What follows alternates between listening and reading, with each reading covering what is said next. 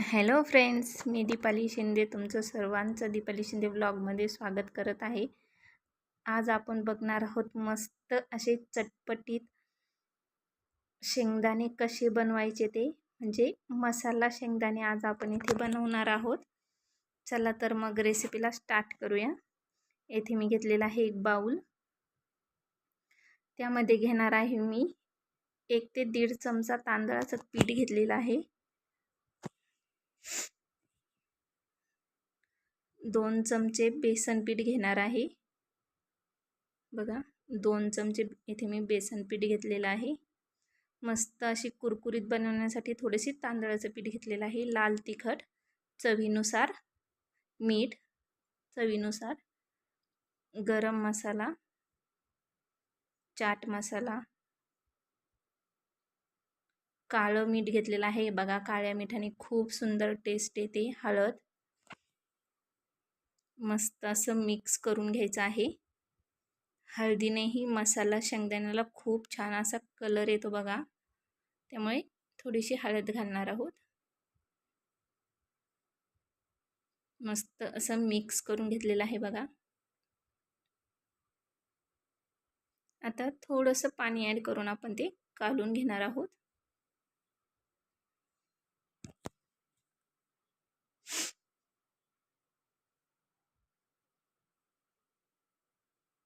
खूप असं पातळ नाही बनवायचं आहे, आपल्याला घट्टच ठेवायचं आहे.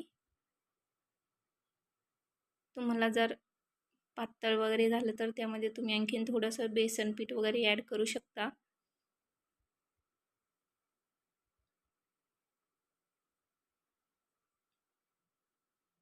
बघा अगदी थोडं थोडं करून आपण यात पाणी घालत आहोत, जेणेकरून जास्त पातळ वगैरे होणार नाही.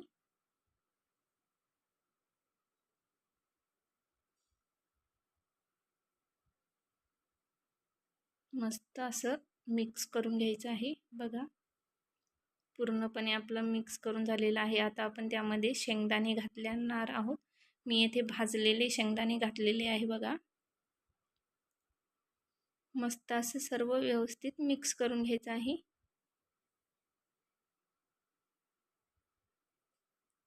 येथे तुम्ही घट्ट पातळ आपल्याला कसं पाहिजे ते बघू शकता.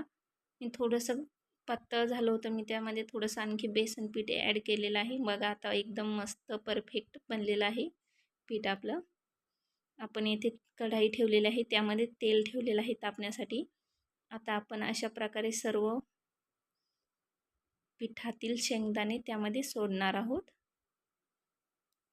खूप असे टेस्टी लागतात बघा. हे दुकानामध्ये हे अनेकदा विकायला असतात. अगदी परफेक्ट तसेच बनतात बघा, खूप सुंदर लागतात. आणि तुम्हाला काही अगदी चटपटीत खावंसं वाटत असेल तर तुम्ही हे अगदीच बनवू शकता. बघा मस्त असे मसाला शेंगदाणे आपले इथे तयार आहेत. बघा थोडंसं कमी आचेवर आपण इथे हे करणार आहोत, तळून घेणार आहोत, जेणे बघा त्याला एकदम मस्त असा कुरकुरीतपणा आलेला आहे. आता आपण त्यामध्ये घालणार आहोत लाल तिखट, काळं मीठ, साधं मीठ, गरम मसाला, चाट मसाला थोडंच घालायचं आहे, का आपण ऑलरेडी त्यामध्ये घातलेलं आहे सर्व. आता अशा प्रकारे मस्त मिक्स करून घ्यायचं आहे एका बाउलमध्ये. एकदम अतिशय भन्नाट अशी याची टेस्ट लागते बघा, आणि अगदीच खायलाही खूप चटपटीत असते. सगळ्यांना नक्की आवडेल रेसिपी, नक्की ट्राय करा. व्हिडिओ पूर्ण बघा. सगळ्यांनी लाईक आणि सबस्क्राईब करा. आवडल्यास कमेंट करा. व्हिडिओ पूर्ण बघितल्याबद्दल धन्यवाद. थँक्यू.